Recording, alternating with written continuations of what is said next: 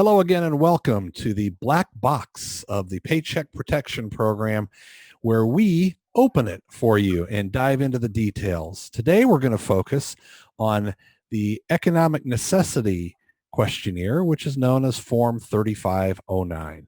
My name is John Sweisberger. I am the partner in charge of the business outsourcing services practice at Armanino, and I'm joined as always by my partner in crime, Jen McCabe. Jen, let's dive into the Form 3509. What can you tell us about that? Okay, so we've known forever that they were going to make sure that the PPP borrowers were people who really actually needed the money.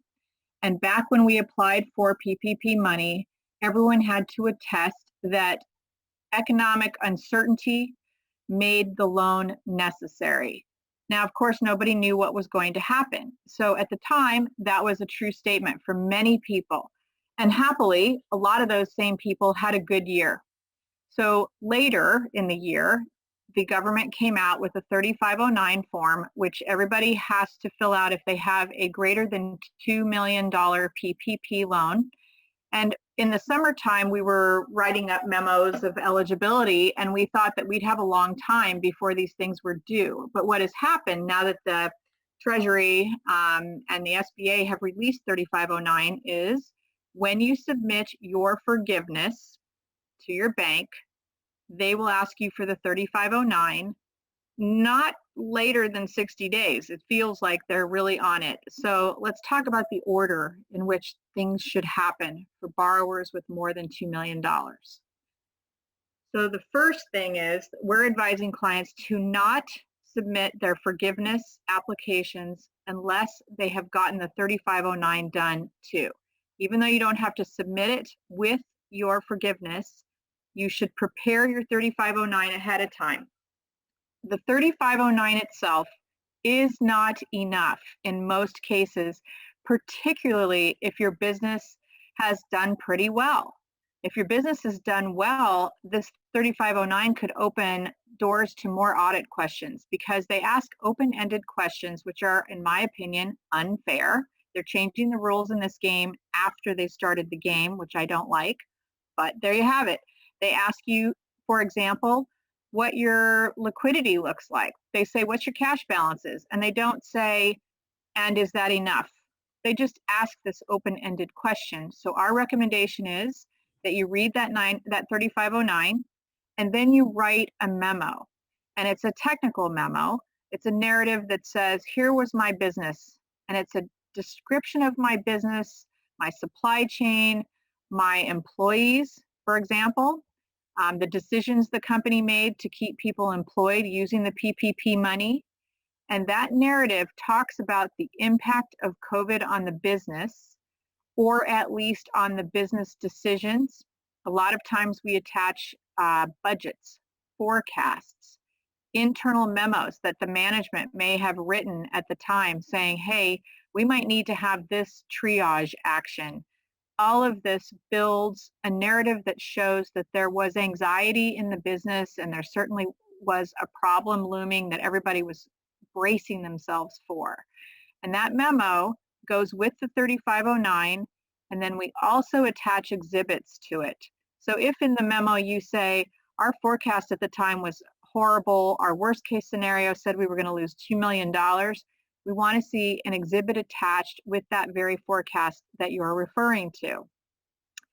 I would submit the 3509 with these things. The 3509 allows for attached documentation.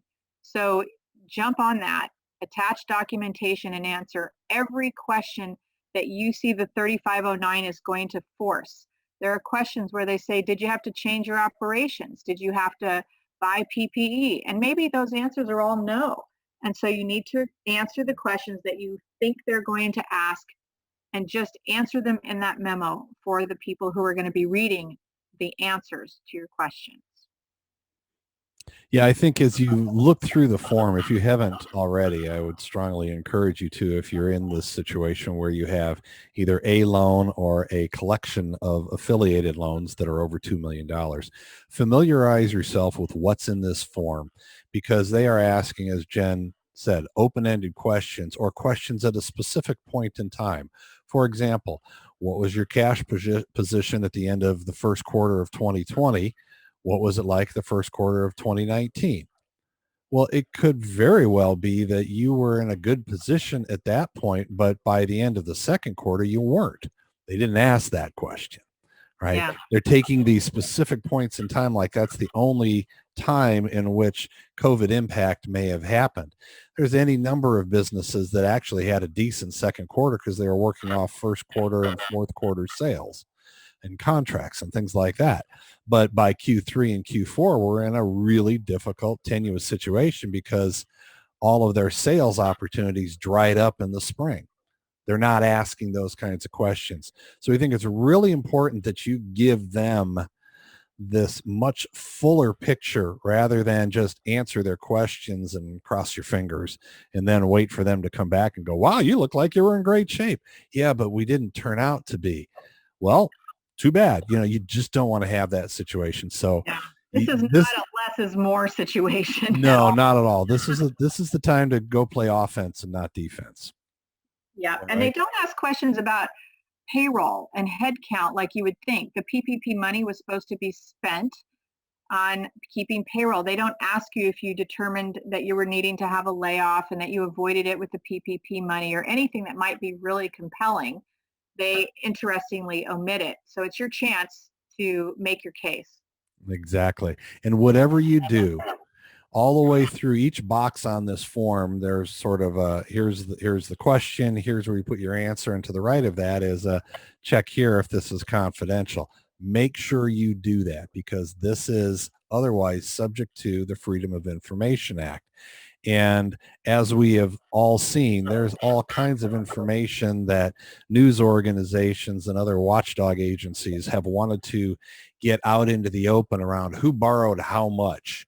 Well, okay, it wouldn't be a real big reach to assume that who borrowed how much gets extended into, and did they really need it? And here's this bad example, and here's this terrible example, like it's a global phenomenon. It isn't, but you want to make sure that your confidential information, your cash position, the kinds of capital expenditures you did, and those kinds of things are not just released to any news organization that files a Freedom of Information Act request. In addition, under each section in the form, there is a place for comment boxes. I would strongly urge you to assert exemption 4 of the Freedom of Information Act, or FOIA, in those comment boxes. It's duplicative to checking every box confidential, but that's exactly what exemption 4 does. Is it says this is all confidential and proprietary information, and I assert my rights to keep this information private. So please do that so you don't end up in some news article you don't want to end up in. We don't need that. Mm-hmm. Anything else to add on that, Jen? I don't think so. I think that we've got everybody prepared. I think I would just underscore again, do not submit your forgiveness application until you've got that narrative ready, because when they ask you for your 3509, you only have 10 days to give it to them. And that's not very much time if you're busy with other stuff and you want to do a good job on it. That's exactly right.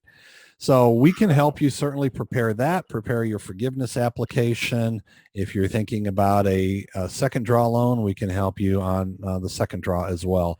Basically, we'll take care of all of it for you. And on the 3509, obviously, we're going to need your pretty heavy input. So all of the information around any of this amount of support is available for you on our landing page at learn.armaninollp.com/SBA.